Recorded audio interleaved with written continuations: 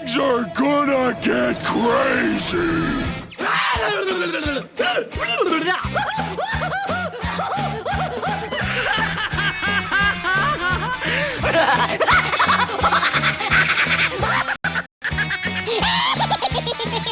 Most everyone's mad here. Time for another one to begin. Welcome, folks, to AniMat's Crazy Cartoon Cast. And my god, it has been quite a strange week for me. And I noticed that before we began, there were a lot of people that did express their concerns, and some were even wondering if there was even an episode. For those of you who did not know, what happened this week was, I actually did get strep throat.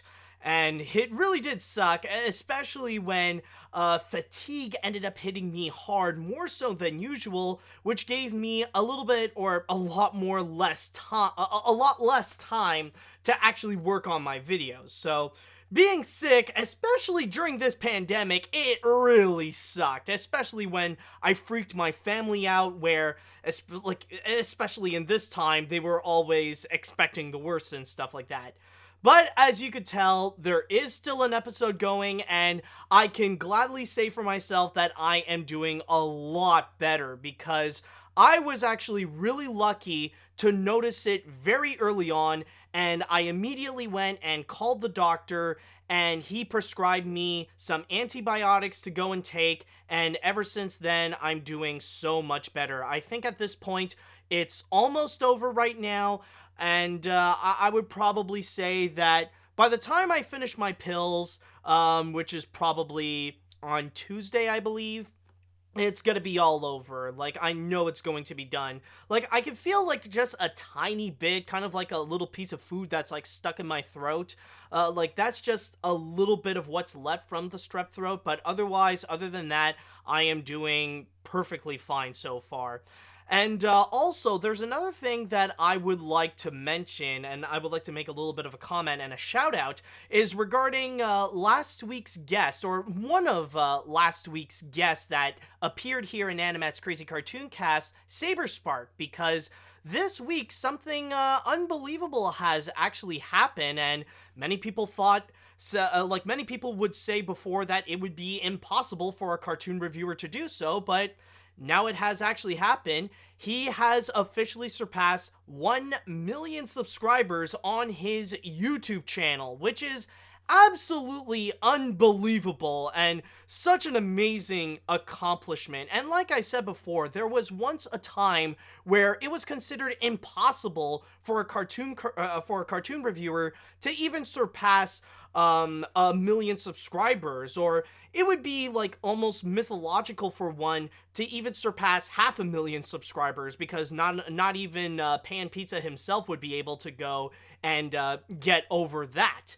Because unfortunately, and this still stems a little bit today, where cartoon reviewers often get a really bad reputation, and that's mainly because of some others whose reputation is so bad they have pulled off some really stupid things, and they have grown so infamous to the point that because they're cartoon reviewers, their reputation end up seeping onto other cartoon reviewers like myself, where just because you're a cartoon reviewer, that you're mostly viewed negatively. Most people would look down upon you, and some of it still stems today, especially when there are a few cartoon reviewers that still have a really bad reputation to this day, especially when there's one that's acting like a complete idiot and would spread misinformation and say completely idiotic things, like saying that healthcare is not a human right for some reason.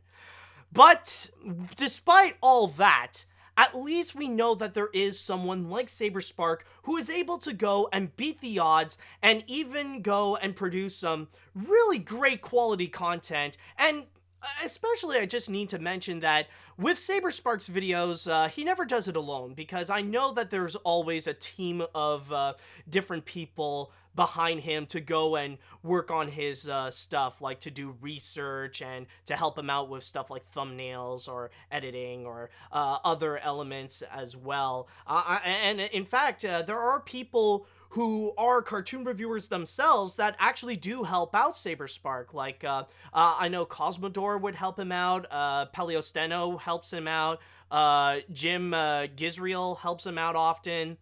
Like, it really, like, Saberspark's channel really is a massive collaborative work, and it's great to see that collaboration really pay off on his channel now that it has reached 1 million subscribers. So, Saber, I would just like to say congratulations on your amazing milestone.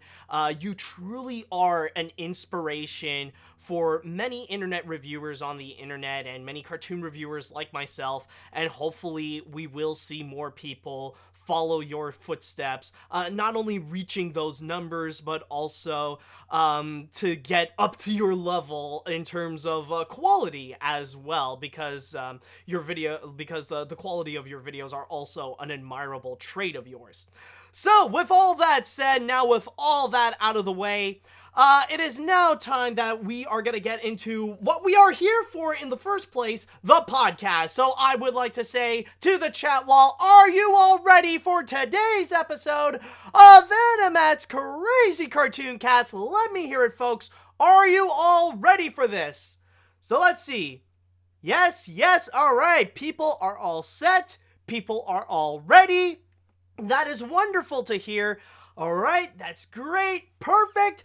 And now it is time that we shall go and get things started.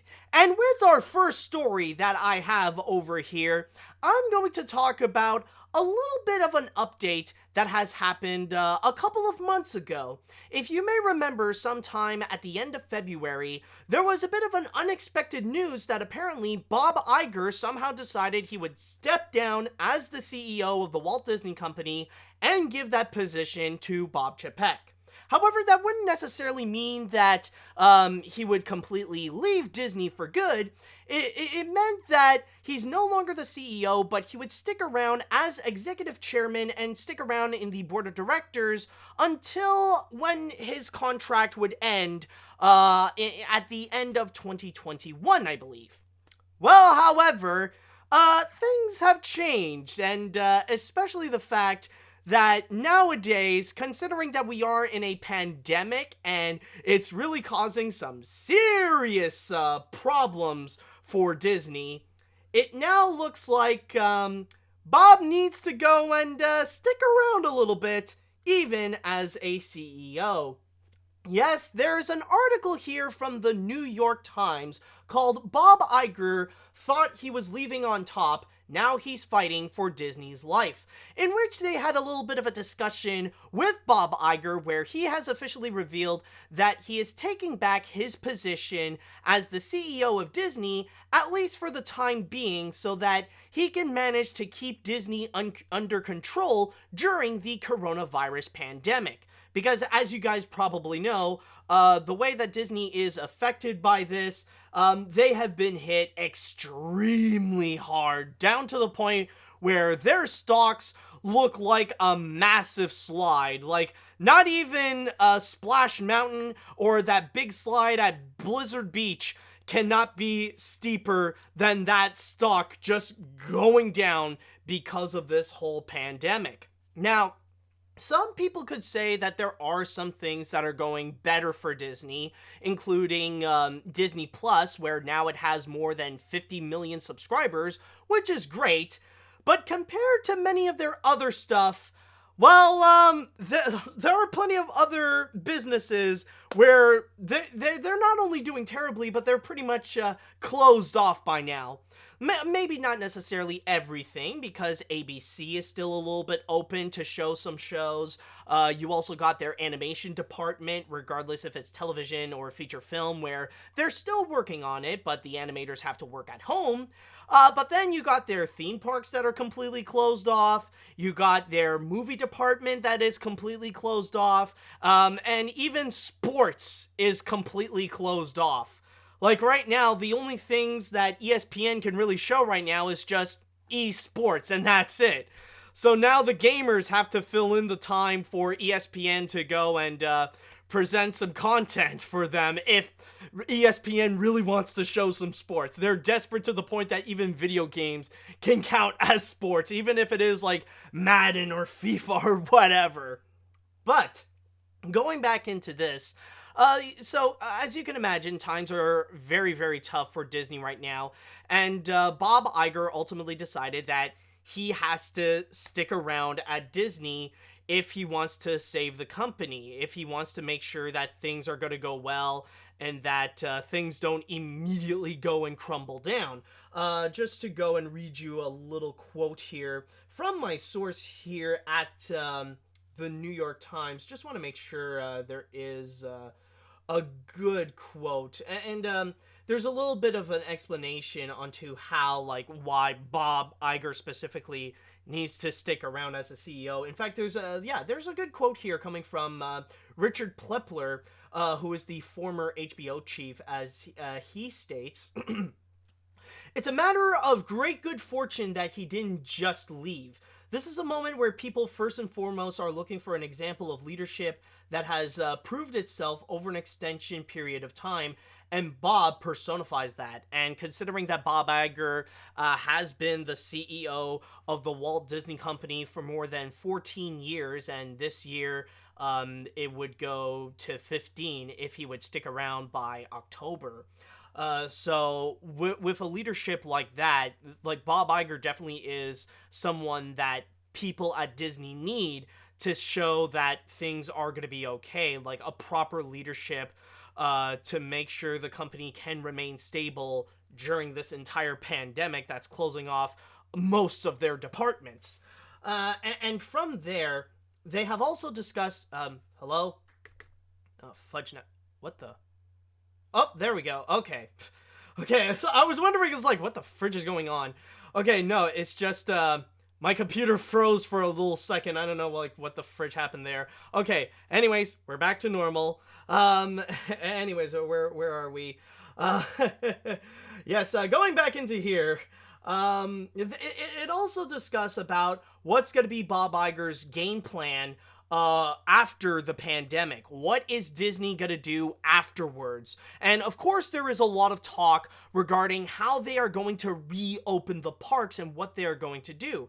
And of course, they're not just gonna immediately reopen and put things back to normal. They are going to be extremely careful. And some of the ideas that they are planning to do is that before guests would enter in, they would go and check their temperature. That is at least one of the procedures that they are going to do with reopening the Disney parks and being extremely careful about it.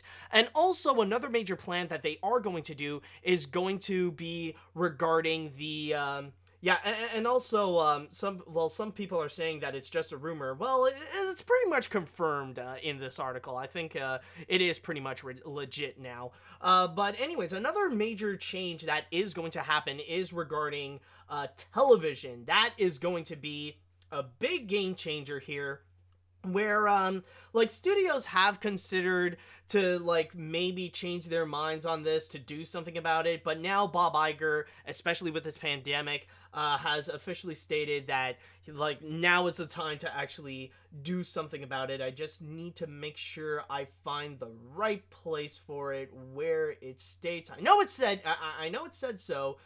Just need to make sure where it is stated here. It's a little bit of a big article, by the way, so just bear with me. I probably should have done a little bit more of my research to know, like, okay, this is here. Anyways, let's see, where is it? I thought it was somewhere. Okay, anyways, I'll probably do the best I can to try to remember what has been said, but one of the big changes is actually going to be regarding television specifically, where the two big things that Bob Iger wants to do specifically is that, number one, he wants to close off and completely stop doing advertising upfronts, and number two, he wants to stop producing pilots for shows that might not necessarily air on television. So those are the big money-saving strategies that for a while they have been thinking of the possibility that, oh, they want to get rid of it, but now, I mean, they're pretty much left with no choice. And also, on top of that, there is rumors circulating about how afterwards the company is going to go through a major shrink where there's going to be a lot less offices and that unfortunately there could be a lot of layoffs at the same time. Well, apparently Bob Iger himself stated that he is not going to be responsible for that whatsoever. He is not going to do anything about that. He is not going to do any firings. He's not going to do any layoffs.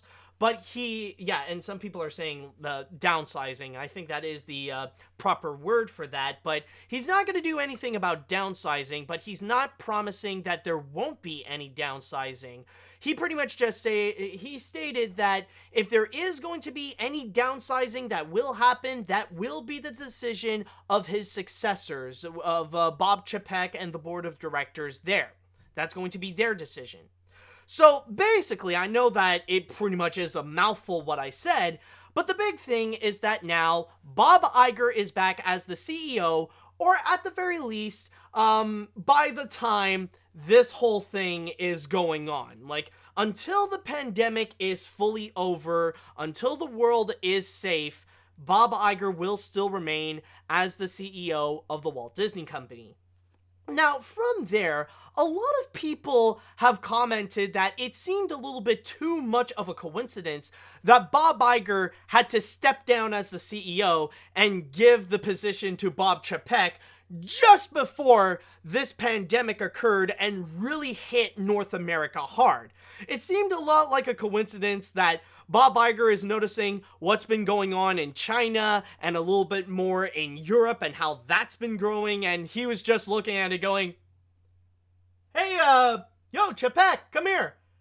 Hey, want to be CEO? All right, great. Congratulations on your new position. All right, see ya. GG, bye.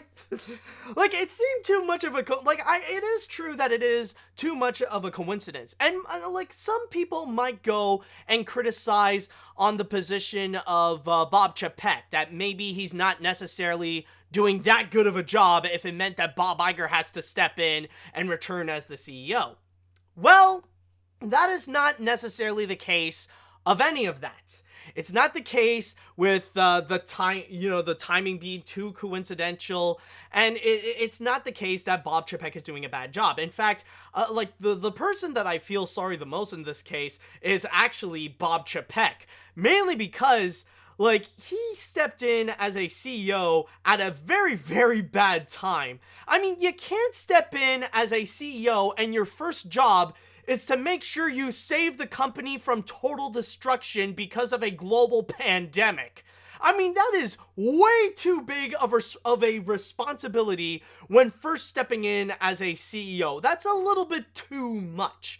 And also, I would say for the timing, yeah, maybe that could be what Bob Iger's plan was. But it felt like maybe it is just a massive coincidence, and it really is nothing more but extremely bad timing that Bob Iger just left. He couldn't have left at a worse time possible, and he knew that he needed to come back, but. Just like the former chief of HBO said, it is a great thing that Bob Iger didn't fully leave Disney, that he still was on the side a little bit as the executive chairman. So at least there was that. At least they have been pretty smart about it. So, and I do completely understand why Bob Iger had to return at this point, because yes, during this time, you do need a leader with experience, someone who knows what they're talking about, someone who knows how to maintain the company, someone to ensure that things are going to be okay under their leadership. And that is what Bob Iger is there for. As I stated before, Bob Iger has been the CEO of the Walt Disney Company since 2005. And so far, he helped grow the company into, the biggest entertainment company in the world, where some people are still accusing Disney of being a complete monopoly, especially after making big purchases like Pixar, Marvel, Lucasfilm, and then like completely bought off one of its competitors with 20th Century Fox, or now known as 20th Century Studios. So there is all that. So Bob Iger definitely is a he is a massive leader that knows how to make Disney stronger and stronger and stronger.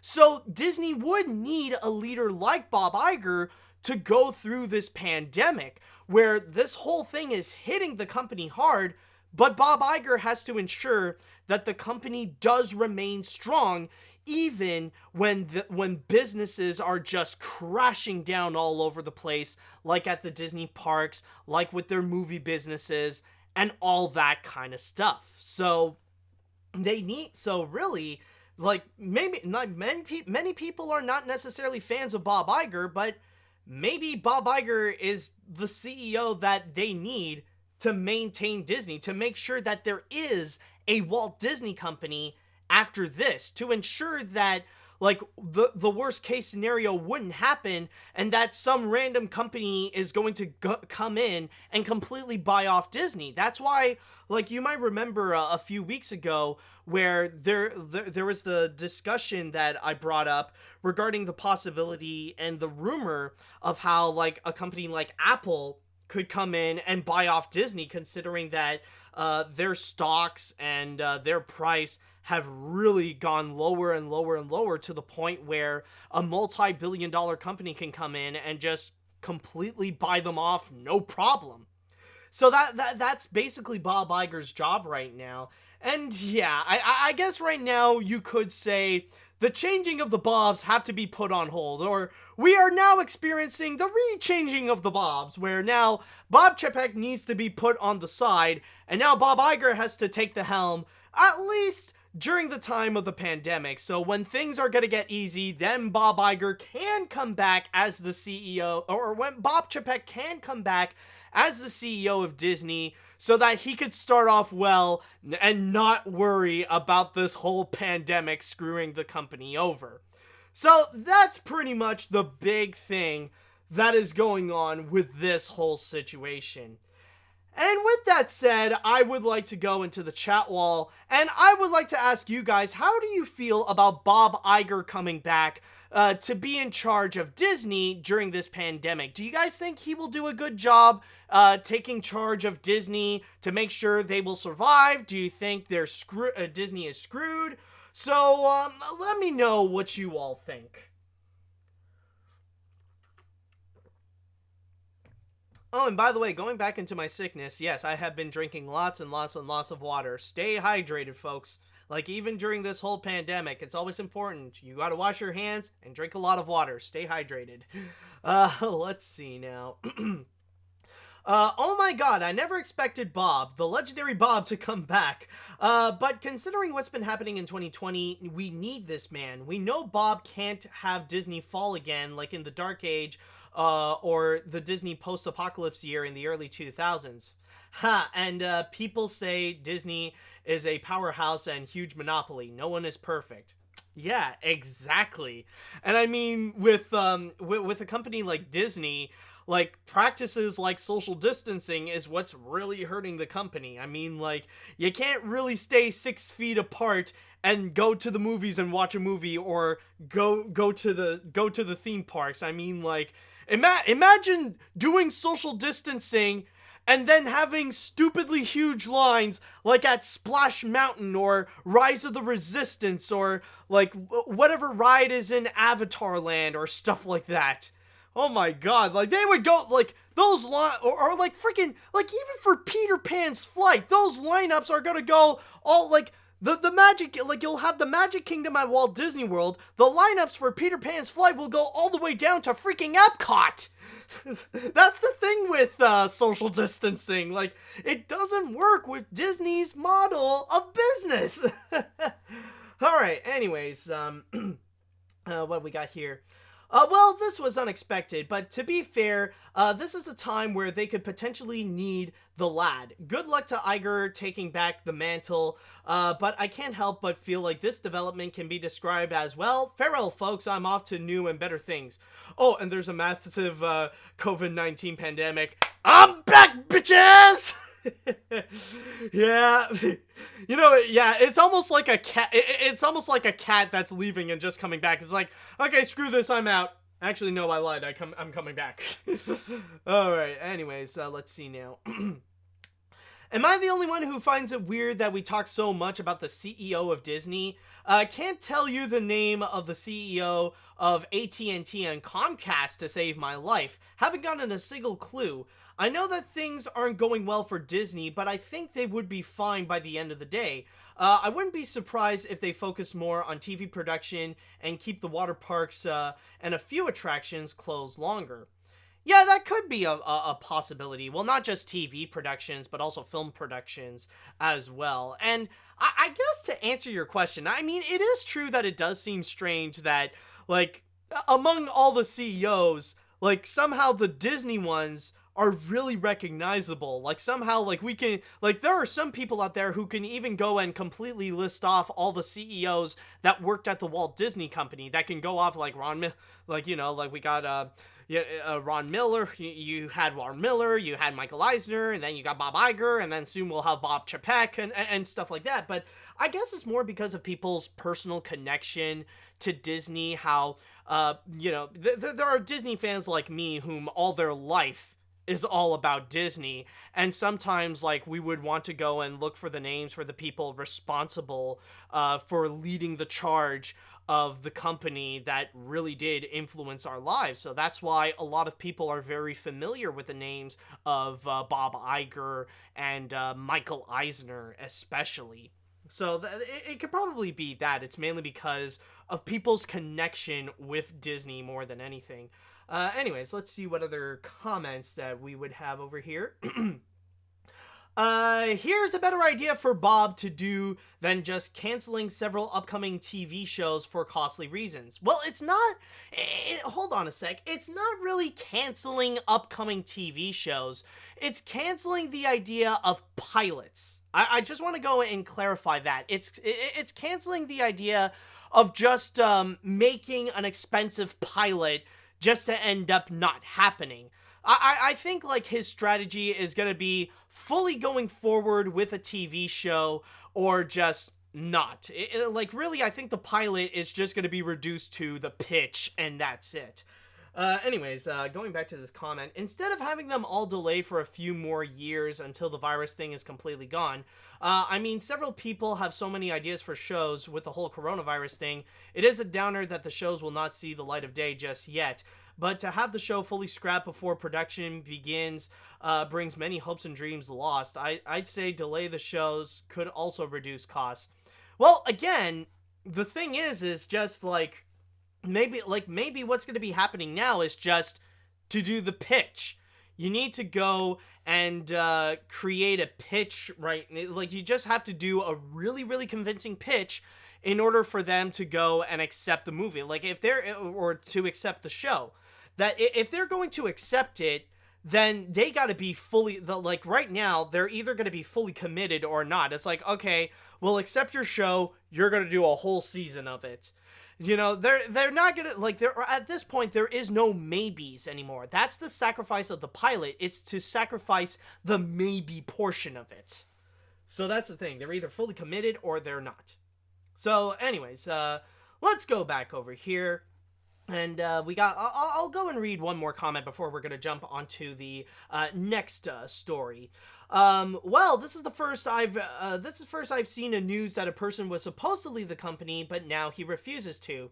It's like how unpredictable this news goes, and how I felt was, holy crackers of my soul. I've never expected someone to originally plan to leave, but decided to stay. Looks like Bob Iger's back in business at the biggest company of all time, dudes. Sorry, I couldn't resist. I don't blame you, buddy.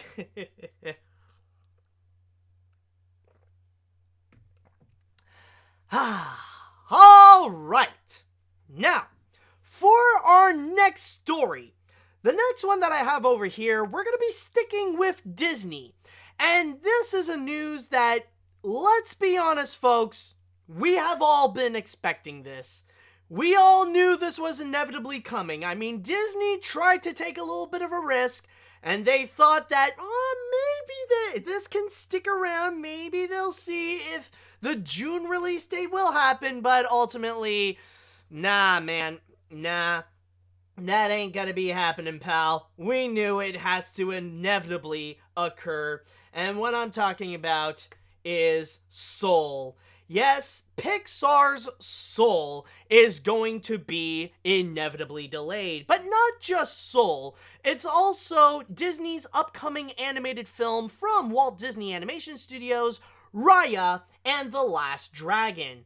It has officially been reported that Disney is officially going to be pushing Soul from its June 19 release date all the way down to November 20th, which around that time would be the release of Raya and the Last Dragon, which that was supposed to be released sometime on November 25th, so around 5 days. So of course that would be way too close for comfort to have those two films be released at the same time. Like, one major Disney animated film at a time, please. Especially when one of them is extremely anticipated right now. What's possibly the most anticipated animated film of the year.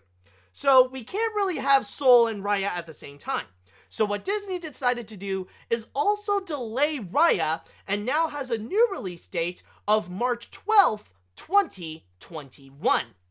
And I know there are some people that are thinking right now that, well, that doesn't necessarily make sense, because at this point, it does seem like by the time June 19th would come around the corner, then it seems like there could be small businesses and there could be movie theaters that could actually reopen. So it seems like a dumb decision for Disney to just delay it when movie theaters are going to be open at that time, right?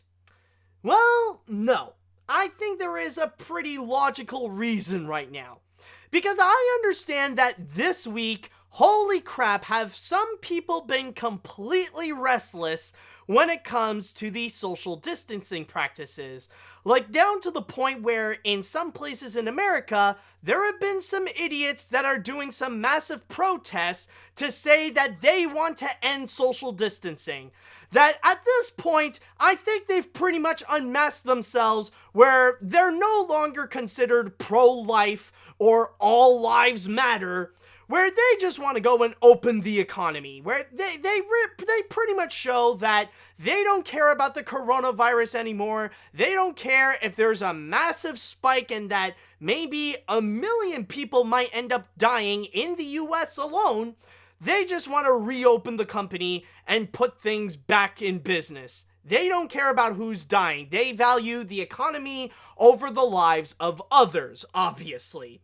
And even Donald Trump is trying to encourage those people, and even trying to set up a plan to go and reopen the economy and stuff like that, because even Trump is desperate to try to reopen the economy and stuff. And let me tell you, that's really going to bite them in the butt later. But yeah, of course, the point that I'm trying to make is that now there seems to be a bit more pressure to stop these social distancing practices and these quarantine practices for the sake of reopening the company, for the sake of reopening businesses and reopening the economy. And at that point, there is a possibility that we could see that maybe sometime in May or in June that we are going to see more businesses that are going to be reopening, that some places are going to ease on social distancing rules, and that there are going to be some places that will slowly go and put things back to normal. There is a very strong possibility that we could go and actually see that.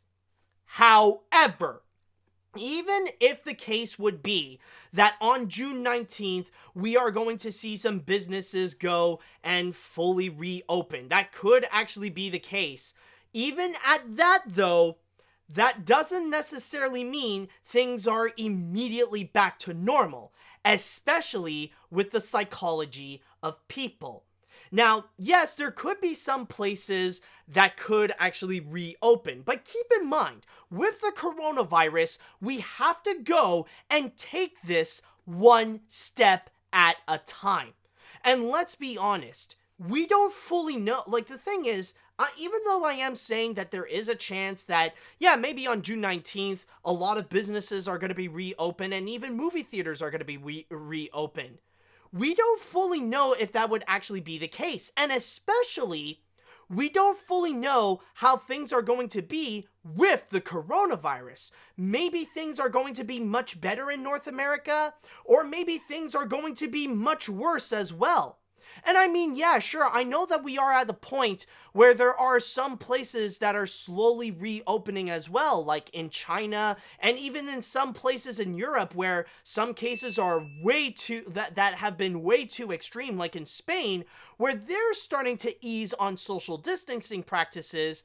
But even at that, though, we don't know how the conditions are going to be in the Americas. We don't know how things are going to be in North America specifically, especially in the US, where right now it has become the hotspot of the world for the coronavirus, where the numbers are climbing up higher than Mount Everest. So at that point, we don't fully know how the future is going to be, especially with the future of the coronavirus. But one thing I can guarantee you is that even if it's going to be better or worse, the coronavirus is still going to be sticking around during that time. It's still going to be there no matter what. So that what that pretty much means is that by the time June 19th is going to be coming around, even, like, let's say, even if the best scenario, occurs, that things are going a lot better with the coronavirus, and that things, are better with the economy, where businesses are coming back and all that kind of stuff, even at that, though, the thing is, the human psychology is still gonna be on massive alert about the coronavirus, because we know it's still lingering around. We know that it's still there. And yeah, you're still gonna get those idiots who care more about the economy more so than the lives of others, that are gonna be desperate to put things back to normal. But most people with common sense, or most people, which those are the ones who have common sense, those are gonna be the ones who will still remain cautious, and I would even say that they're gonna be like that throughout the rest of 2020. I can even guarantee you that. That's going to be like, at minimum, they can even continue that mentality, like, throughout 2021 even. And from there, like, that's not, like, even at that, it's not going to stop them from doing social distancing practices, that they're going to keep their distance from others, like, to keep them, 6 feet away from other people, and they're still gonna go and continuously wash their hands. And some would even go and remain in quarantine and only leave the house for essential services like groceries. So my big point is that even if June 19th, the best case scenario would be that things are better with the coronavirus, that the curve is going down, and that the economy is doing a little bit better, where businesses are reopening and stuff like that, even during the best case scenario, most people are not going to be in the mood to go to the movie theater, where they're going to where they're going to go and sit down, be shoulder to shoulder with some random stranger that they don't know, and sit for about 2 hours just to watch a movie. They're not gonna go and do that.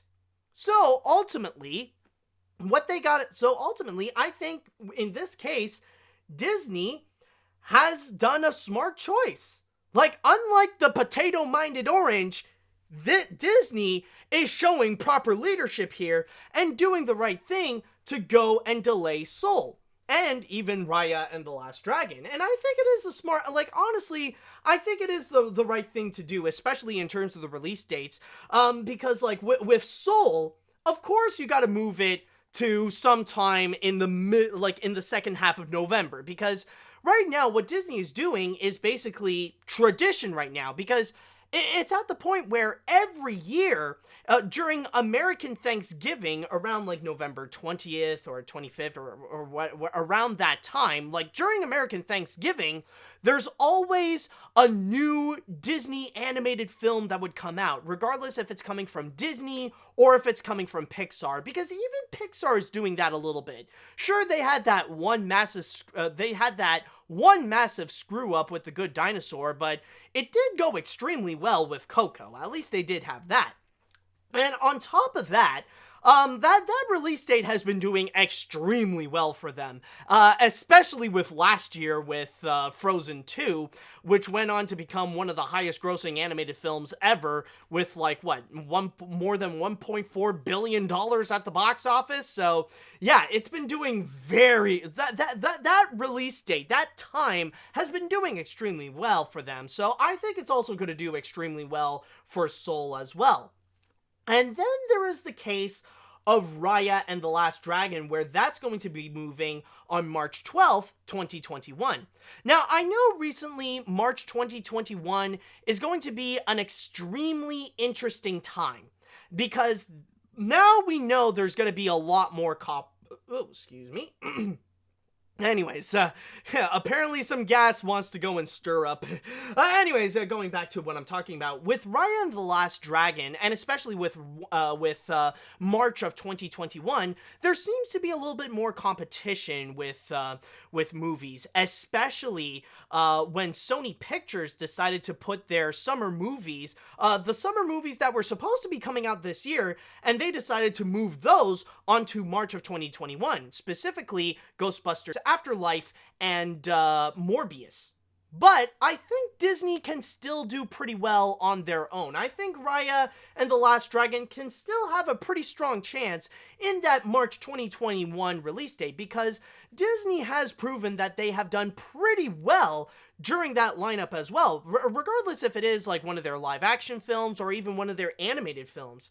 Like even this article from Deadline actually does bring up a few good examples, like Zootopia and Captain Marvel, both of which were billion-dollar hits. And I know some people would mention, well, technically there is Onward this year, released in March 2020, and well, that didn't go well for them. But then again, Onward is a very, very, very special exception, because, yeah, it may not have done well at the box office, but a pandemic kind of screwed things up. So the reason why it didn't do well at the box office is for an extremely unique reason, so that one doesn't necessarily count.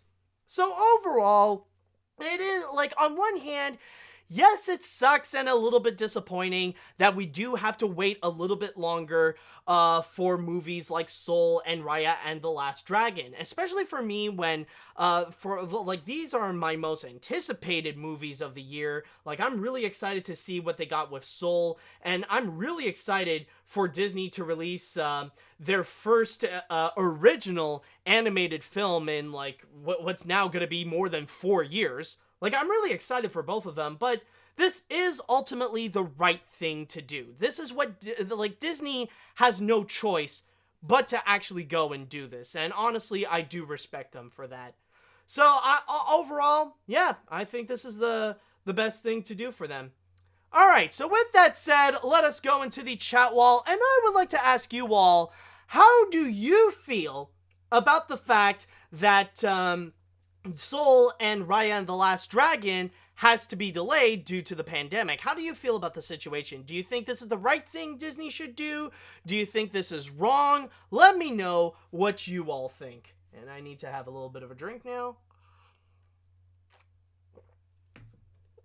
Okay. Let's see here.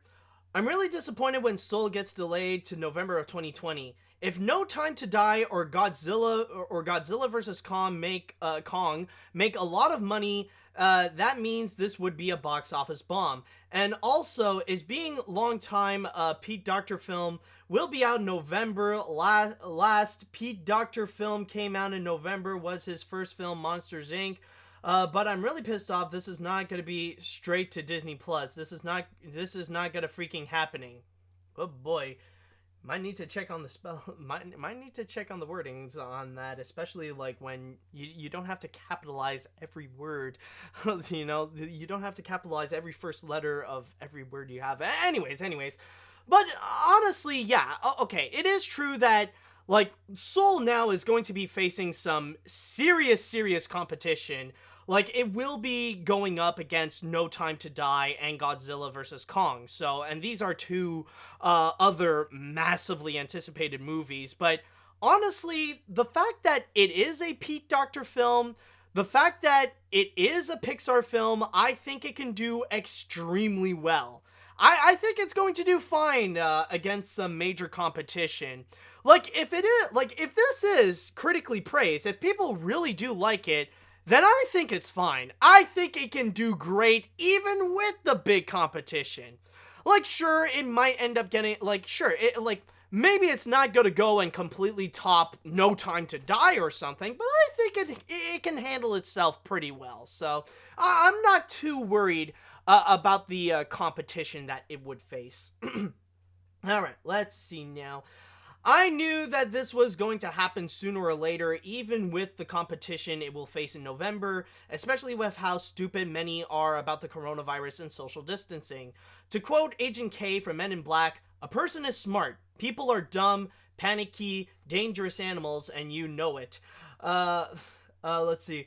Though, if there is any good news, we managed to get Luigi Marinis suspended on Twitter twice. Yeah, that is true. And for those of you who don't know, Luigi Marinis, oh boy, that's a person that I've been dealing with for a long time, and recently I just couldn't handle it. This guy, like, he's pretty much a troll, basically, but also a very desperate attention seeker. Like, this is someone who really does need some help, or honestly, someone that shouldn't have social media. Someone who clearly does not have the maturity to actually have a social media account or to handle one. So, yeah. So at least we did ban the guy. At least, like, that issue is solved for now. So, at least I do have my moderators to keep a watchful eye that at least on Twitch, that nuisance can pretty much be taken care of.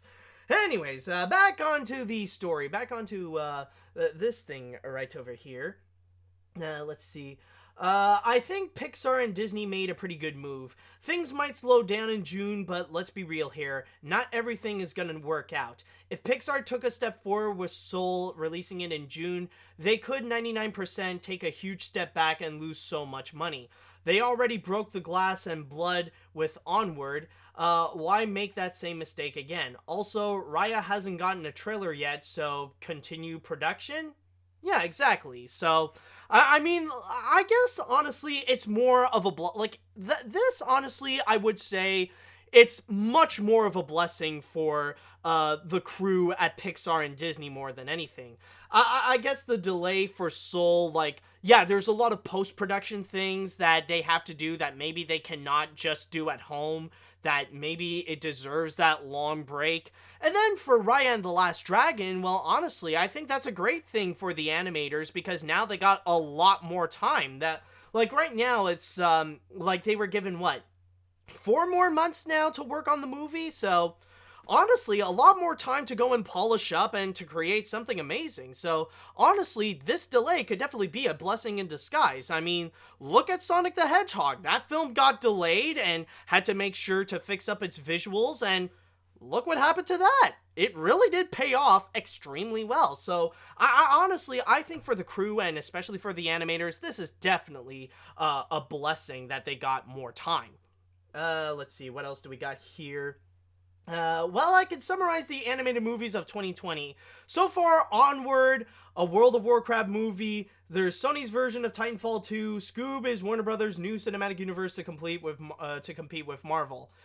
You know, the funny thing is that we don't know when that's actually going to be coming out. We don't, at least as I'm recording this, we have yet to actually have an official release date for Scoob, actually. We don't know when that's coming out, but I'm just going to say right now, I am predicting that it is going to have like an end of September release date, sometime at the end of September.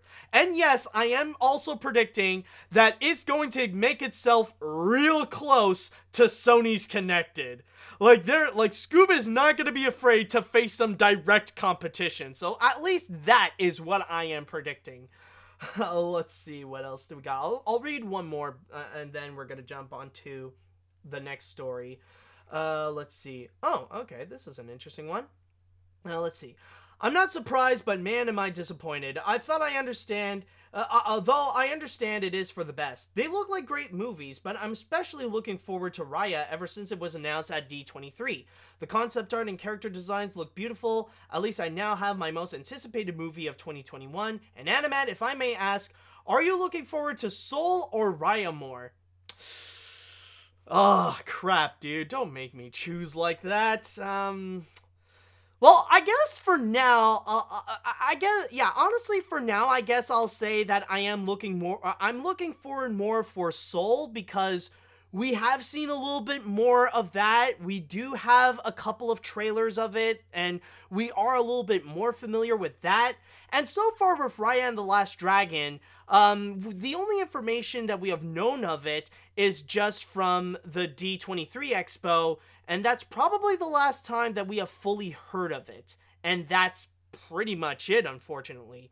Even though I'm really anticipating myself for both, I guess for now I'll just say Soul, because that one is coming out the soonest. I guess. That's my answer for that one.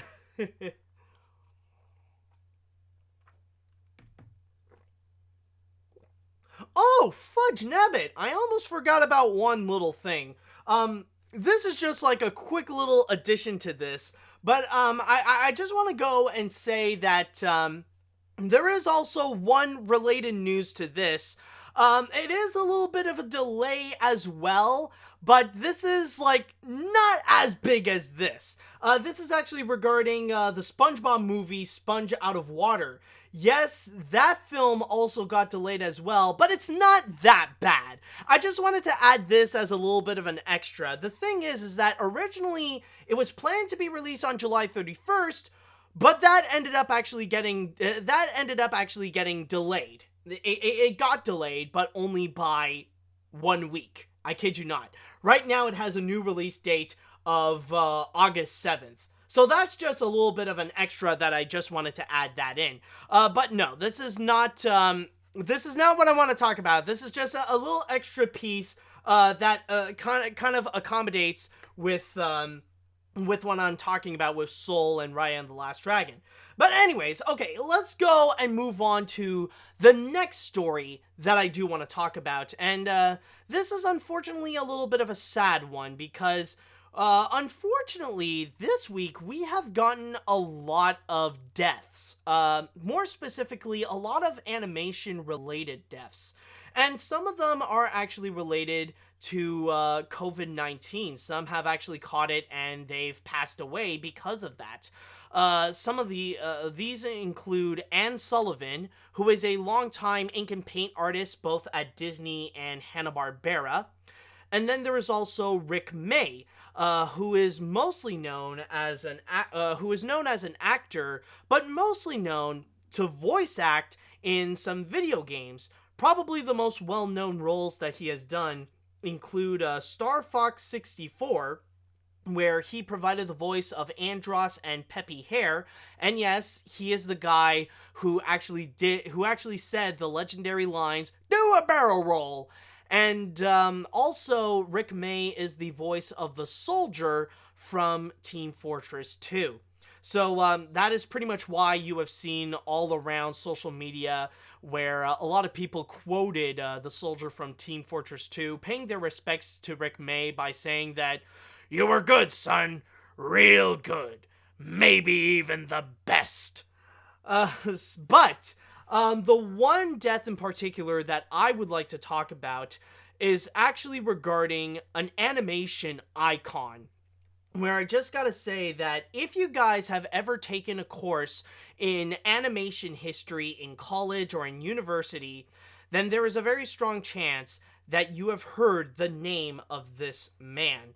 This is debatably one of the leaders of abstract animation in the mid 20th century. And who I'm talking about is Gene Deitch.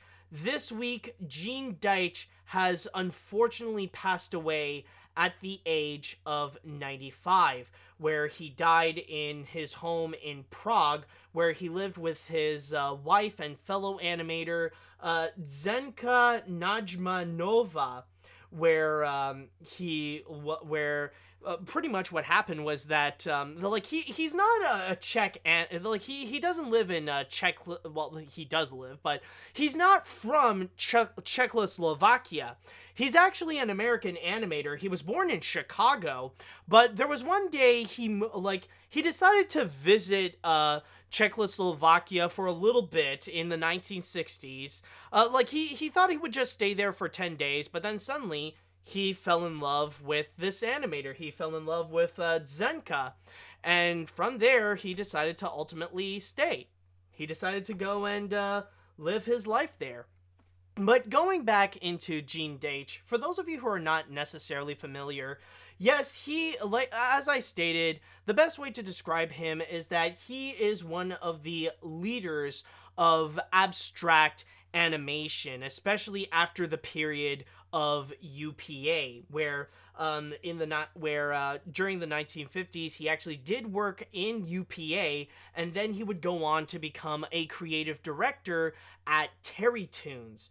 In fact, even beforehand, I'm just going to go and read a little bit from my source here in Animation Magazine, where it states, Deitch's animation career heated up quickly. In the late 1940s and early 1950s, he won the gold medal of the New York Art Directors Club for Best Commercial 2 times, and these works became part of the Museum of Modern Art collection in New York.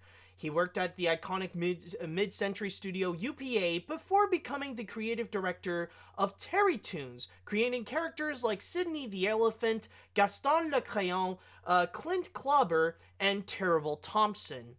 And from there, he would also go and create several animated shorts and even worked on some movies where since he moved in Prague, he actually worked on where it states like he worked on 70 animated films and even 70 TV shows. And a lot of the works that he has done, he actually did contribute in working on some of the most well-known cartoon characters, where he actually contributed in working on some Popeye cartoons. He actually helped worked on some Tom and Jerry cartoons, and even worked on some Crazy Cat cartoons. And one of the movies that he is credited to work on is actually the 1966 film Alice in Wonderland in Paris.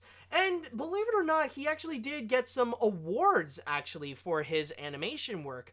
He actually won an Oscar for Best Animated Short for his 1961 cartoon Monroe. And in the 2003 Annie Awards, or I think it's the 2004, either one, 2003 or 2004, he actually won the Winsor McKay Award for his lifetime contribution in animation. And it even says here that it was an honor that he told once at an interviewer he valued that much more than his Oscars. Than his Oscar. And as you can see in this Animation Magazine article, like, it even does supply a few pictures that does present a few examples of his work. Like, you see his interpretation of Tom and Jerry, you see a little clip, you see a little picture of Monroe, and even Gene Deitch himself.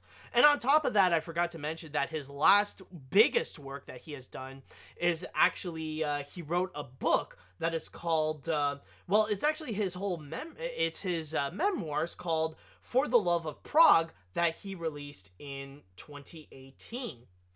Now, the big thing with Gene Deitch is, and I've already said this several times already, but Gene Deitch is one of the leaders of abstract animation, taking that art moderne and integrate that into animation and really continue that legacy even long after UPA shut down. And from there, you could definitely see in some of his works where not only does he carry that art style, but at the same time, like, not only does he have that abstract style, but, like, he also put his own twist to it, that he has his unique style and his unique voice.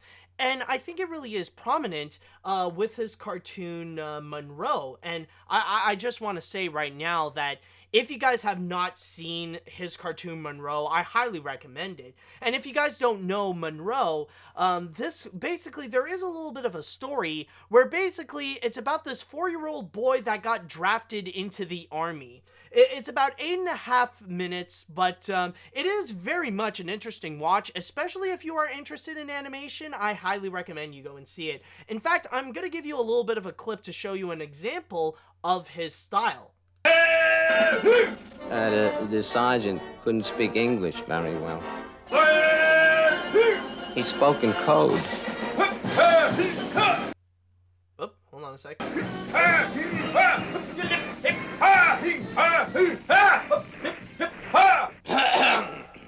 I want to welcome you men to the Army.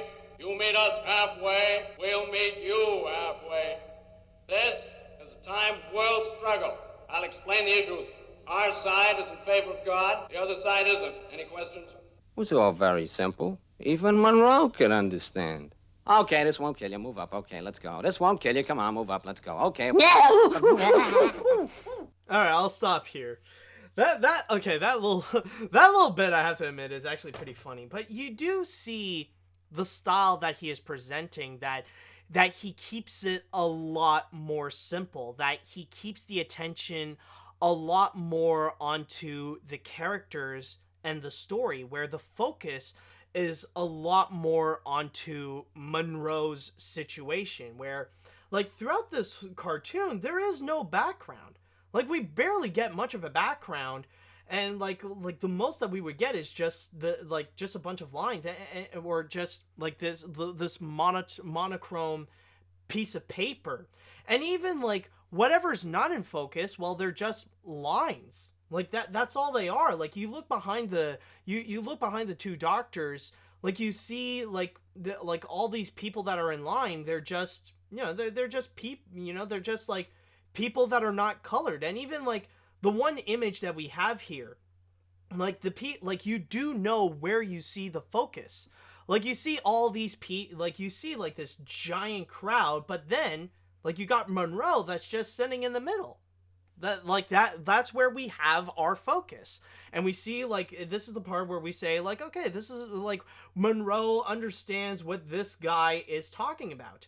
It's like, in a way, you could say that Gene Deitch's style does have a little bit of minimalism, and he takes a little bit, like, he takes some of the abstract, like a little, like, not just the abstract, but I think what he carried from UPA is more the minimalism of the company, and carries that on where he would go and interpret his voice of it, where he uses minimalism and the art of animation to actually go and tell a story. And a lot of the animation itself is not that bad, actually. Like, here's another good example, like this, with this sergeant guy. Where everyone Like, must sweep moves. and clean. And then the man who was it would walk past each bunk and say, Take this man's name. oh, there were so many games to play. And also I just forgot to mention, like, throughout this little cartoon, like, you kind of got this, like, this timid sounding guy being the narrator. It's like, the story here is about Monroe. He's a 4-year-old boy, and wouldn't you know it, he got drafted, and look, right now he's just he's just just going in. He's going everywhere, doing all the crazy things, and oh boy, it just it just makes him tired.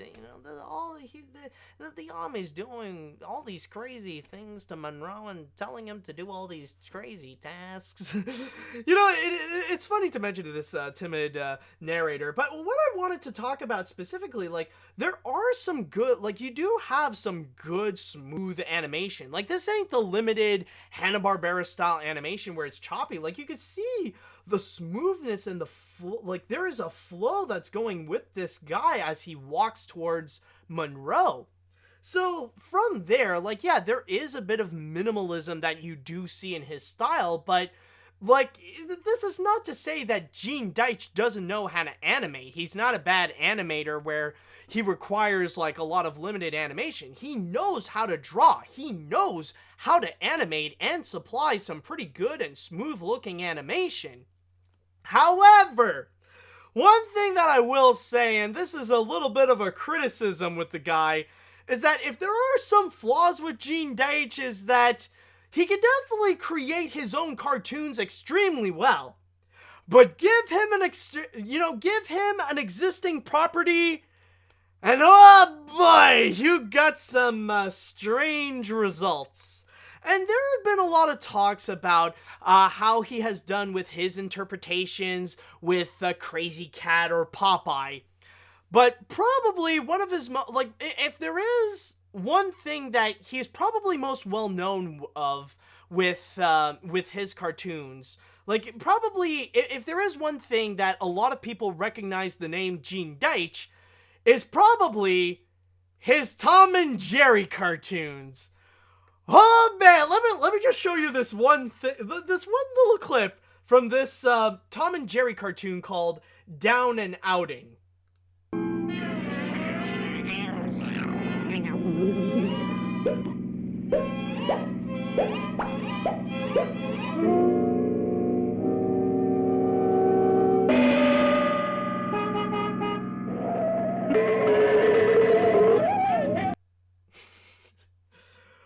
Oh boy.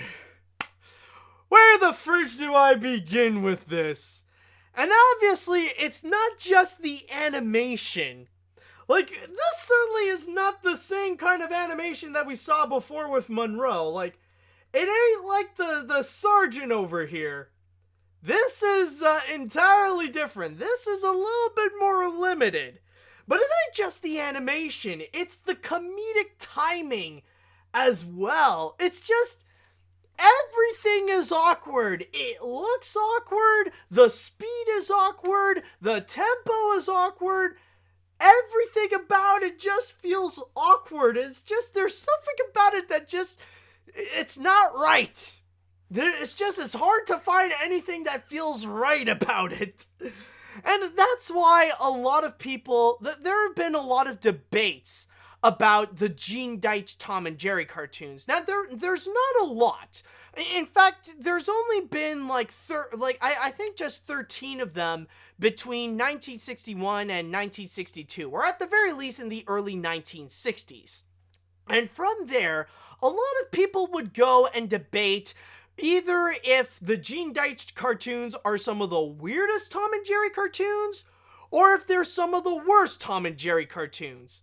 And I'm just gonna say, a lot of people could, you could say whatever you want about the Chuck Jones Tom and Jerry cartoons. I know they're not great, and they're certainly not some of the best works from Chuck Jones. But at least the animation can be solid. At least you know the animation is right with those cartoons. That the animation is smooth, the designs are definitely great. I would even say that they're some of the better designs of Tom and Jerry. But this right here, what the frick? Let's see that again. Let's just see that thing again.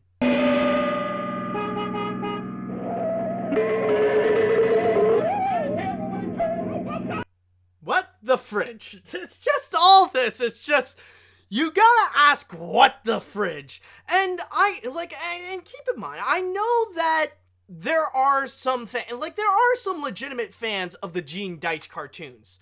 But I don't think any of them are really fans for the unironic reasons. I don't think I would really see much people go look at this and say, oh yes, the animation is definitely sublime, it's definitely high art, and the comedy is, oh, absolutely great. No, it's not like that.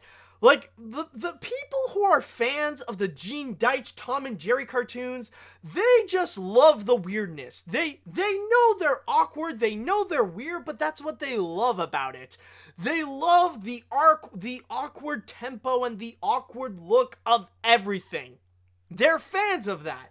I mean, I get it. It can be pretty weird, but there are some people who do like this, oddly enough. But yeah, like, this is not to go and bash on Gene Deitch, but you could definitely tell that this man has certainly made a massive impact and has definitely succeeded in presenting his look onto the field of animation, and he definitely is a massive influence in the medium, especially like moving forward onto the 1960s and even a little bit in the 1950s with his works in Terry Toons. Like, he definitely is one of the top people he's one of the top people that is synonymous with the abstract animation, with the abstract style of the time, like one of the successors of UPA. And it really is unfortunate to see this guy go. And I mean, like, to be fair, the dude definitely lived a full life. I mean, he passed away at the age of 95, which definitely is a pretty epic number to go. But still, it is pretty sad to see the guy leave. So, with all that said, I would just say, thank you so much for your contribution to animation, Mr. Deitch, and hopefully your legacy will absolutely live on. And with that said, I would like to go into the chat wall, and I would like to ask you guys if you have any words that you would like to express, or if you have any memories related to the works of Gene Deitch. I would be more than happy to go and read them. Let me know what you guys think. Let's see now. Let's see. I think there's an interesting one.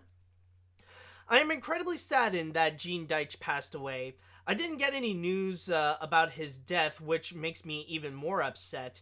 Yeah, by the way, I just want to mention that this passing actually is very, very recent. In fact, as I'm recording this, he actually passed away just yesterday. So believe it or not, this news is still fresh out of the oven. So anyways, that's why, oh, we got a subscriber. Thank you very much, thank you very much, Jazz. There's a lot of Z's and X's here. So thank you very much for the subscription. Anyways, back to what I was reading. Yes. While I did know Gene Deitch for doing the post-Hanna-Barbera Tom and Jerry cartoons, I was more familiar with him when he was working at Weston Woods and turning classic children's books into short films. Those were major parts of my childhood, and all I could say is thank you, Gene Deitch. He'll live a great long life until the age of 95. May he rest in peace. Oh, that's definitely nice to hear. I didn't know that you had, you grew up, that we had someone who actually did grow up with the cartoons of Gene Deitch. Let's see here. Damn, Deitch's art style is probably one of the most creative and bonkers I've seen in my life. It really sucks that he has to pass on at such an unfortunate time, but it's pretty wild that he managed to live at 95. Godspeed, Gene Deitch. Your Tom and Jerry cartoons weren't necessarily the best, but that doesn't mean you don't deserve a major legacy. Exactly. I mean, like, yeah, you'll get some some people will definitely have their flub ups, but at the end of the day, they will be remembered for the great things that they have accomplished. Let's see, what else do we got here? Don't know much about this guy, but he sounds like the Jack Kirby of cartoons, who is more known for his art style than his creative writing. For a head and art style that everyone wanted to emulate and use it to tell great stories, just like Jack Kirby for Stan Lee at Marvel. He will definitely be missed. Yeah, in a way, you could interpret it like that. Let's see now. What else do we got here? Tom and Jerry sure has a strange, polarizing history. While I'm not super fond of his take of Tom and Jerry, to be fair, it could have been worse. It could have been like the 1975 Hanna-Barbera produced Tom and Jerry TV series. The awkward animation of Tom and Jerry meeting Willy Wonka. Okay, yeah. Just the extra comment for the Tom and Jerry thing. Okay, do we have anything else? I guess I'll just read one more thing. Even though I didn't love his version of Tom and Jerry, this is sad news. He does generally have some creative and unique art styles for his animation. Rest in peace, Gene Deitch. At least it wasn't from COVID-19. Yeah, I mean, he was 95, so at the very least, he definitely, like, I think it's safe to say here that he absolutely lived a pretty epic life.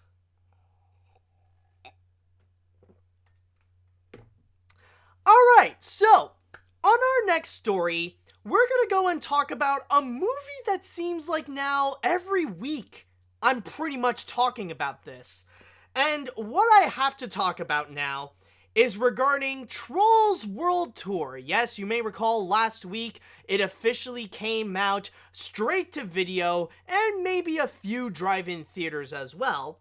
But the big thing is the fact that Trolls World Tour decided to go and stand out among the crowd and decide to go and release straight to video on demand directly, instead of doing what everyone else is doing and just delay it until theaters can reopen again. And apparently, according to Universal, it's been paying off pretty well.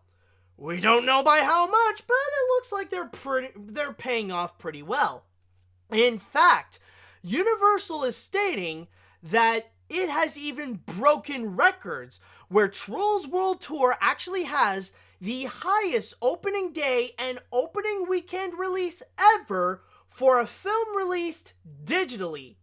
Now, Universal ain't gonna go and release the numbers just yet. They say that they will soon, but not right now.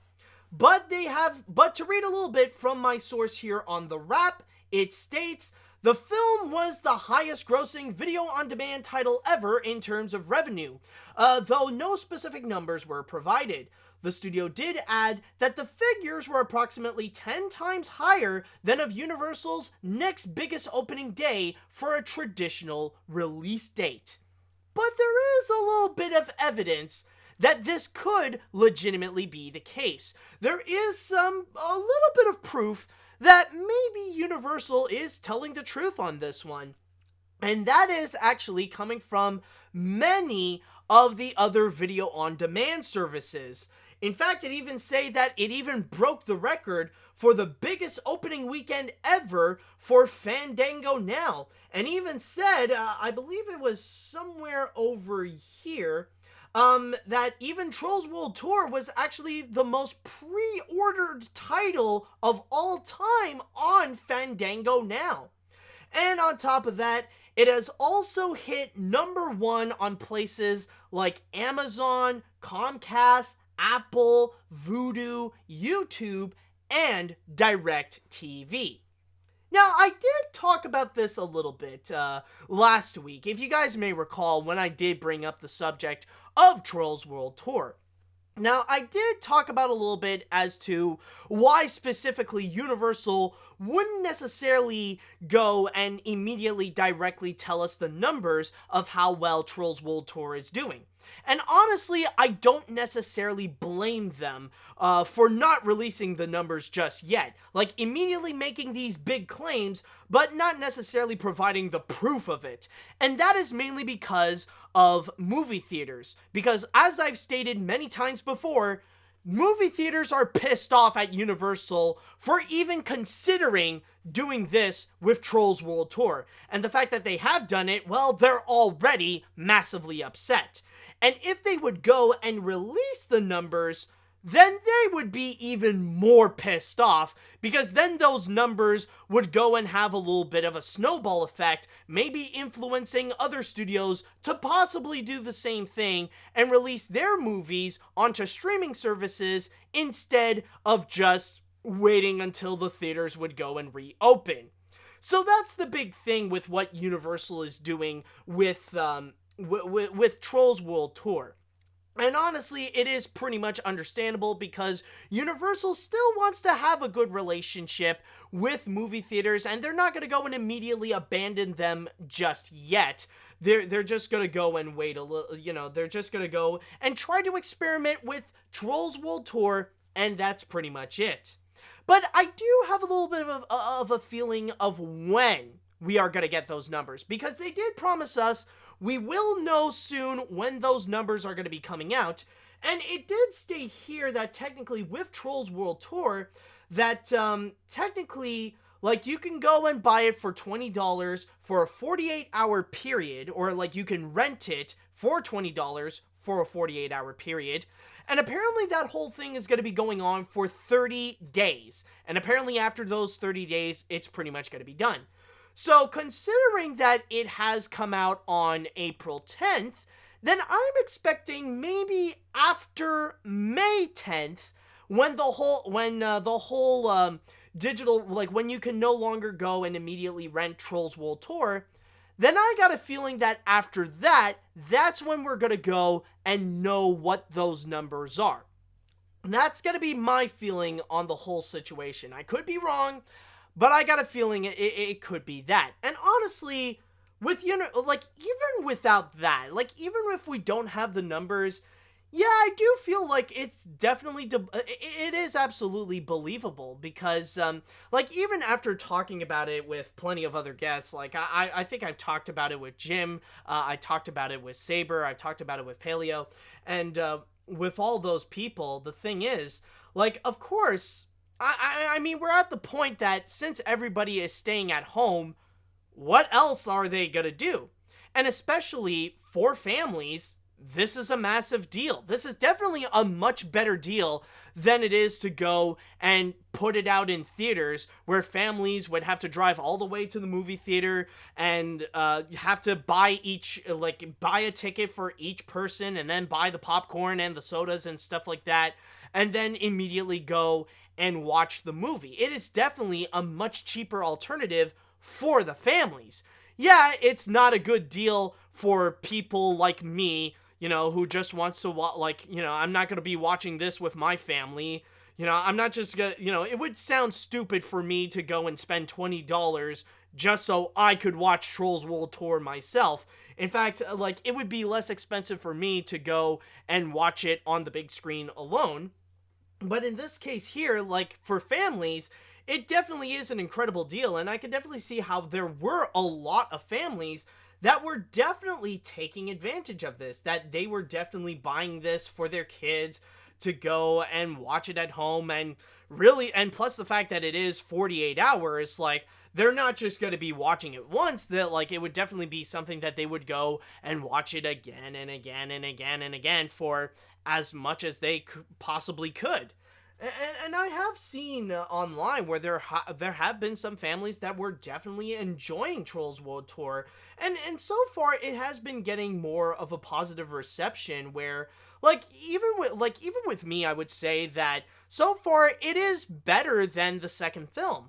I mean, it's not a great animated film. For me, I find it to be just another generic animated kids flick, but then again, it still is better than the original, and the animation is still something to be admired about. And again, I may sound crazy for saying this, but in terms of the variety of styles that they have presented, this is almost Spider-Verse level of animation. Like, it really is that good.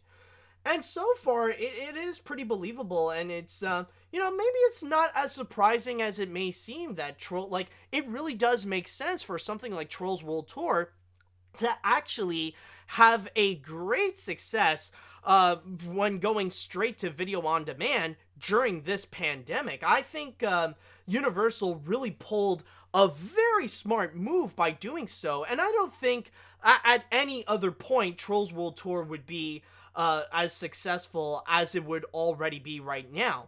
Like, I've already talked a little bit last week as well, but like, honestly, if it were released on the big screen, like, if it weren't for this, like, if this pandemic did not exist, then I feel like there probably would be a chance that this movie would have flopped. This movie would have been a box office bomb at the box office, because people wouldn't necessarily care. Especially in 2019, we've seen how there have been a lot of franchises that did come back for a sequel and people did not give a crap about, like, ooh, excuse me. Like, we have seen sequels that flopped hard and didn't even make half as much as the original. Like, we've seen Lego Movie 2 flop, we have seen Angry Birds Movie 2 flop, we have seen Secret Life of Pets 2. Well, that one was not a flop. It was profitable for Universal, but still didn't make half as much as the original, but you get what I mean. I think, honestly, under the normal circumstances, this wouldn't be as popular as it is right now.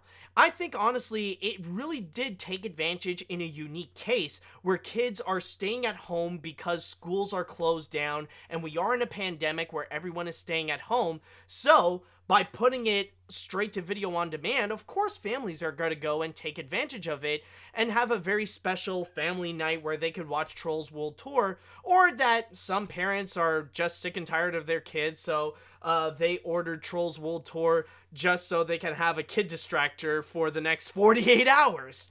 So it does actually work very well. And yeah, I do, honestly, the fact that they state that it is a major record breaker, then honestly, yeah. I think, honestly, I think that would legitimately be the case. And it wouldn't necessarily need that much, it wouldn't necessarily need that much rentals in order for it to actually be a hit. In fact, to read a little bit more from the rap, it even says, as it is retail price at $19.99, World Tour would have to sell just over 2.3 million rentals this past weekend to match the earnings made by its predecessor's theatrical opening weekend. So it doesn't necessarily need that much in order to go, there's 2.3 million rentals. That doesn't necessarily sound that much it doesn't, I know I'm tripping on my own words, I apologize, but what I was trying to say is that it doesn't necessarily need that much rentals for it to become a hit.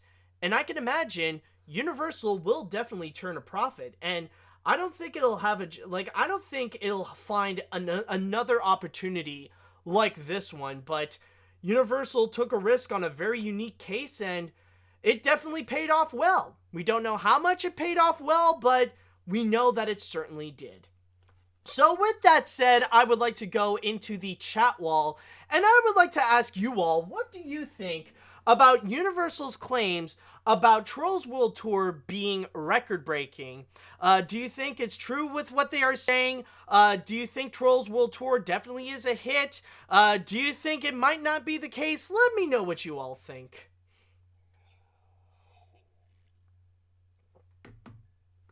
Okay. Those angry theater workers are kind of like those old grandpas who say, back in my day, we didn't have those fancy DVDs or digital downloads. I'm kidding, of course, but that's what they kind of sound like to me. Well, I mean, of course, like, movie theaters right now are just acting like boomers at this point. Anyways, here's a fun fact. On March 12th, my country, Malaysia, did manage to get its hands on the film in theaters for 6 days, but on the 18th, the lockdown happened, and sadly, from that day, my country is unable to get its hands on it again, especially on digital release. Holy crap, then you would definitely be one of the very lucky and one of the very rare people that actually saw this in movie theaters. I don't think many people would actually have the chance to actually go and say that, so be proud of that title, dude. Like, that's a very rare thing to find, like, someone who saw this on the big screen. Holy crap. Anyways, Universal may be playing smart by releasing Trolls World Tour direct to streaming instead of waiting for theaters to reopen, since I'm pretty sure there will be a lot of competition once the theaters reopen. If anything, I don't think Trolls would stood a chance in theaters at the point due to all the film delays. Absolutely, it's just like what I said. I mean, are people that's the thing. If you really think about it, are people really that interested in watching another Trolls movie on the big screen? Not really. But considering that we are in a pandemic and kids are staying in school, are staying home instead of going to school, then it's a pretty unique opportunity that Universal could go and take advantage of. It's at a point where people are pretty much saying, why not? Let's see now. What else do we got here? Man, who knew that the movie that would break the mold in how we watch movies in this day and age would be Trolls? But seriously, I'm glad that DreamWorks found a way to make some dough during this harsh time. As for my thoughts on the movie, it's fine. It's a 7 out of 10. But there are areas where it reeks of missed opportunities. Like, where are the gospel trolls or acapella trolls? Hell, why not have why not have a species of trolls based on the penis music meme? Based on, absolutely. Well, I mean, look at these things. They already look like penis trolls as it is. I mean, you can already make a freaking phallic symbol out of these things, especially with their pubes on their heads. But anyways, honestly, I guess you could, yeah.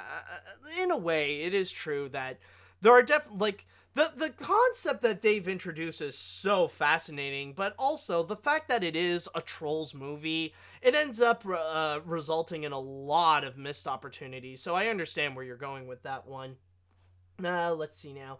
I definitely do think this paid off very well. However, I do think it's debatable if other movie studios are going to do this as well. But given how we don't know how long this will wait, however, there could be some movies that could go straight to video on demand. New Mutants. Yeah, I think it's inevitable. They gotta do it for New Mutants. They just gotta let it go. I mean, Disney, the thing is troubled as it is. Just let it go. Just give it a release. Put it on Disney Plus. Do it. Put it on Hulu. Just do something with the thing. It's already hurt. It's already damaged. The thing was supposed to come out in frickin' 2017. The thing was supposed to be released long before you had the idea of buying Fox, man. Just let it go, man. Just release it. Oh boy, I'm sorry for that little thing, but you get what I mean. Okay. Anyways, I applaud Universal for making the big bucks for Trolls World Tour. However, I hope digital wouldn't kill theaters. Also, would Universal do the same to DreamWorks' next film, which is Croods 2? Well, I mean, Croods 2 at this point, it has a, well, right now the release date is like what? It's like Christmas, right? So, like, it's too far away to know if something would legitimately happen. I think Universal is just gonna keep it there. I think it's just gonna keep it on the big screen. And some people, oh boy, there's someone here that's making a pretty big prediction. Someone's saying that Connected might be next. I mean, like, that thing is going to be out in September, but then again, you might not be wrong on that one. I wouldn't be surprised if the situation would be that September would end up having too much competition, and Sony might end up Sony might have no choice, but if they want to go and salvage Connected, then they would have to save it somehow by putting it somewhere else. Either delay the release date or put it on video on demand. I would, oh boy, I could totally be wrong, but the idea of Connected that might be next, it's not it's not as crazy as it sounds. Like, oh boy, that's a pretty big statement, but that could be interesting.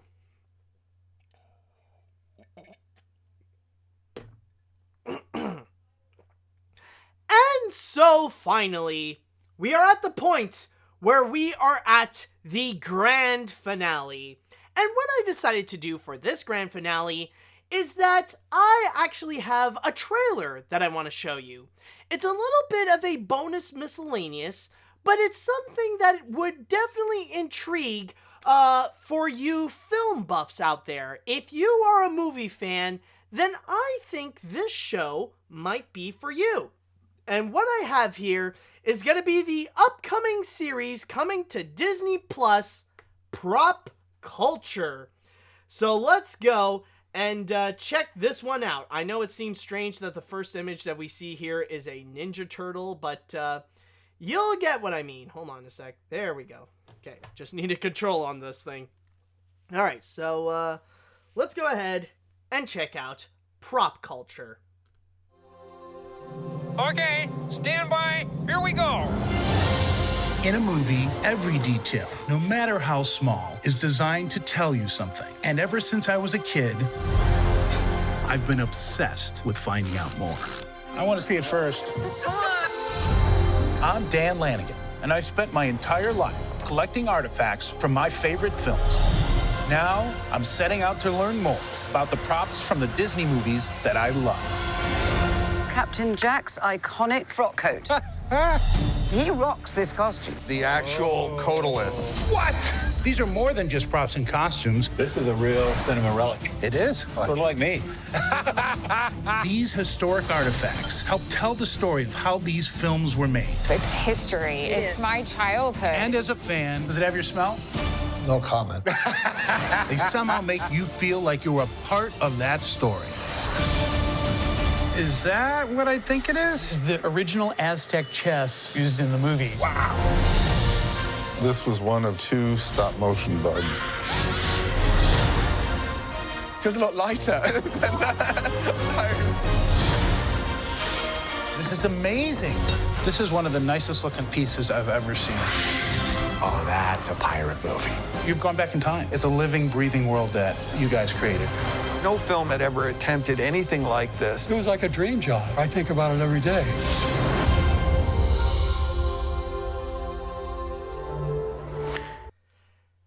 And that was Prop Culture, coming to Disney Plus on May 1st.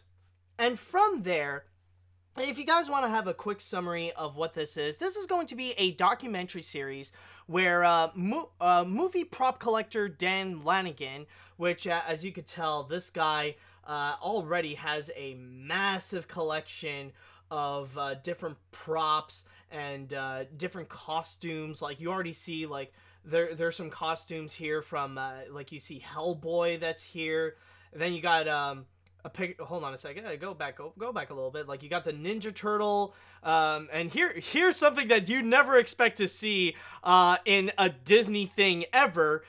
Here's V from Vendetta. Apparently he has the costume, and even like you advance a little bit, like you got like you even got a lot of the masks from Killer Clowns from Outer Space. Even some little models, some little figurines, and even like a little, like here's a little Tim Burton thing, which I think it looks like it's from Beetlejuice. But the big thing is that this is a guy whose life is all about movie props, movie costumes, and all that kind of stuff. And in this series in particular, he would go and look around for different props and different costumes that are used in Disney movies.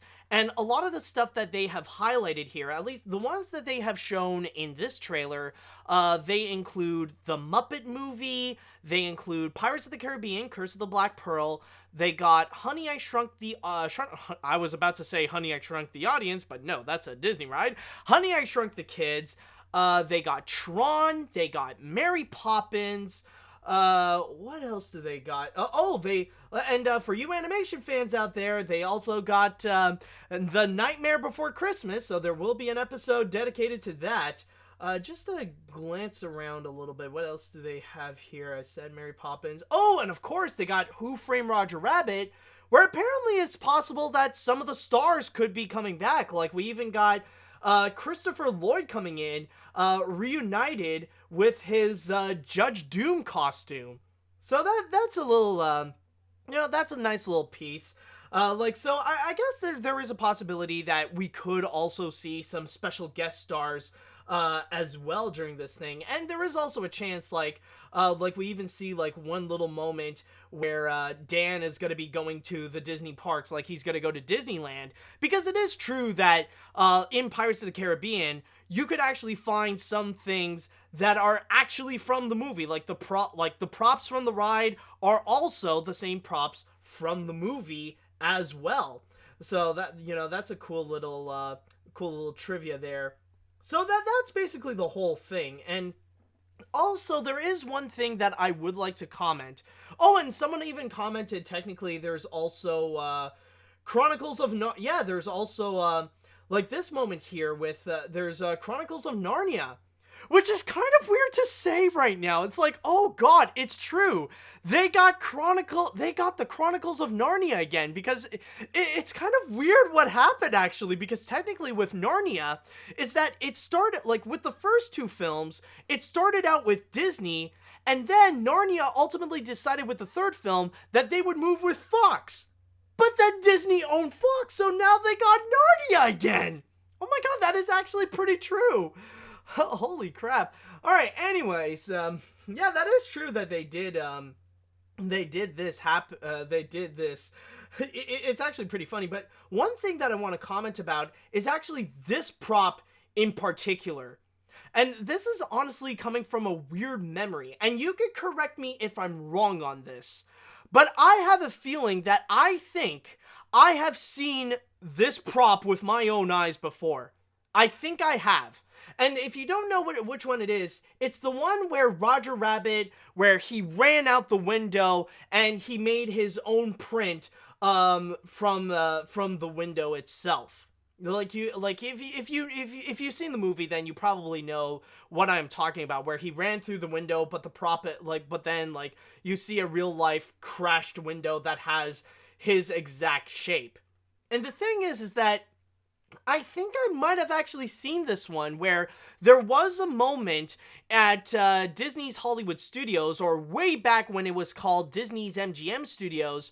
There was a little section where they did have several props from Who Framed Roger Rabbit and a few other movies. Like, it was close to the backlot tour, but it was a little section where they had several props of Who Framed Roger Rabbit specifically, and one of them was this window in particular. I could be wrong, but I think they actually have, they presented this at Disney's Hollywood Studios at that point.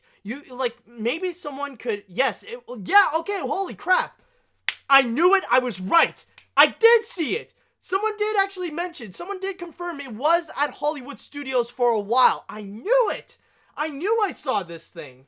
So it is, honestly, it's going to be pretty interesting to know where this is going to be. But honestly, when it comes to prop culture, this is definitely a must-watch for film buffs. I think, honestly, this is a series, it's a niche series in a way, but this is definitely for movie fans that are interested in the filmmaking process as well, especially when it comes to checking out props or checking out artifacts that came from those movies in particular. And it's going to be really interesting. And honestly, for me personally, there are definitely going to be a lot of episodes that I'm going to be hyped up to check out. Stuff like Mary Poppins, of course, Who Framed Roger Rabbit, the Muppet movie as well. Those are going to be my most hyped up ones. I'm still interested in checking out the other episodes as well, like Pirates of the Caribbean or Tron. Those are definitely fascinating movies. But those ones in particular, I'm definitely going to be excited for. And it's going to be, in a way you could say, the best way to put it is that what the Imagineering story is to theme park fans, then I think film buffs are definitely going to go and get a kick out of prop culture. And I think this is going to be something that people should go and keep an eye on. I think this is going to be a pretty cool documentary series. And even for me, admittedly, I don't really use Disney Plus that much, but I think I'm going to get back into it and go and check out prop culture. This is definitely going to be an interesting series to go and check out. And if you are interested in seeing prop culture, then it's going to be available exclusively on Disney Plus starting on May 1st. Oh, wait a minute. Holy crap. Actually, I just realized something very interesting, because they're going to do something a little bit different here, actually. Because apparently, unlike what they have done before with stuff like the Imagineering story or Mandalorian, apparently, everything is going to come out. Apparently, all episodes, it says here, and I'm reading from the Disney YouTube channel, all episodes, hold on, let me highlight this. All episodes are going to be streaming on May 1st. Every single one of them. Holy crap. Well, this is going to be pretty interesting then. So, I guess I'm going to be marking my calendar on this one. So, This will be an interesting watch. Can't wait for this to come out. Alright, so with that said, I would like to go into the chat wall, and I want to know, what do you all think about prop culture? What do you think about this trailer? Is this going to be a series you want to check out? Are you going to be putting this on your wish list? Are you not interested in this? Let me know what you all think. Just need my last little swig here. Okay. This is my most anticipated Disney Plus series since The Imagineering Story, primarily because one episode is dedicated to my favorite movie of all time, Who Framed Roger Rabbit. Also, I got to meet Christopher Lloyd last year, and he said it was a very fun role to play, so it'd be cool to see him take on the movie in this series. Yeah, and you know, it's gonna be very interesting to see Christopher Lloyd actually talk about Judge Doom for once, because I feel like when it comes to like all these conventions and stuff like that, whenever they would bring in Doc Brown, it's mainly about the factor of well, when they brought in Christopher Lloyd, I mean, they mainly just they mainly highlight the fact that he was Doc Brown. And I'm sure, yeah, like, he loved the role, he still loves talking about it, but I really am curious to know about, like, Judge Doom, because that does feel like another very iconic role that he did play. So it's gonna be interesting for once to have a change of pace where, instead of talking about Doc Brown, he would go and talk about Judge Doom. So that I'm gonna be excited to see in that episode. Let's see. Well, if there was ever a reason for me to get Disney Plus aside from The Mandalorian, this would be it. This looks really intriguing, and it'd be cool to see the Nightmare Before Christmas character puppets in person.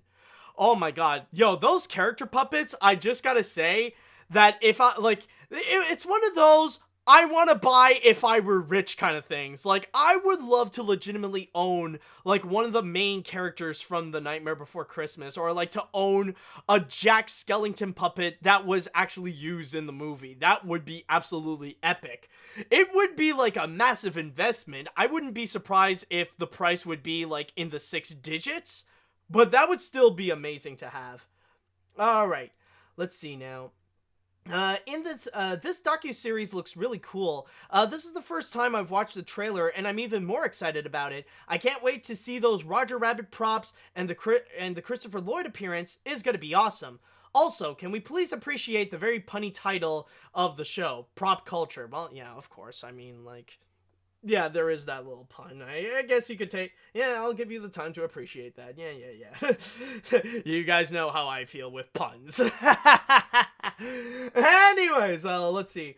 So this show is basically about the ultimate film nerd obtaining and seeing props from some of the most famous movies of all time alongside the actors. You can sign me in. Oh yeah, exactly. This is a film, yeah, this is like a film nerd's dream series. This is one of those where film nerds are going to imagine themselves in the position of Dan, or they look at Dan with envy, like, I want to be like that guy. Alright, I'll go and read one more comment. So, let's see now. Holy crap, okay, even more came in. I'm a film geek myself, and I'm very excited to check this out. And considering this will be out 2 days before my birthday, this will be the perfect birthday gift for me. I can't wait to see the Roger Rabbit props as well. I have Disney Plus, so I will be adding this to my wish list when it comes out. That is definitely awesome, dude, and with that said, I think this should go and conclude this episode of AniMat's Crazy Cartoon Cast. So I would just like to go and say thank you all so much for watching, and thank you all so much for listening. This has been quite a wonderful episode, and hopefully the craziness will continue in the next. So once again, I would like to say thank you all so much for watching, thank you all so much for listening, and until next time, see you later, dudes!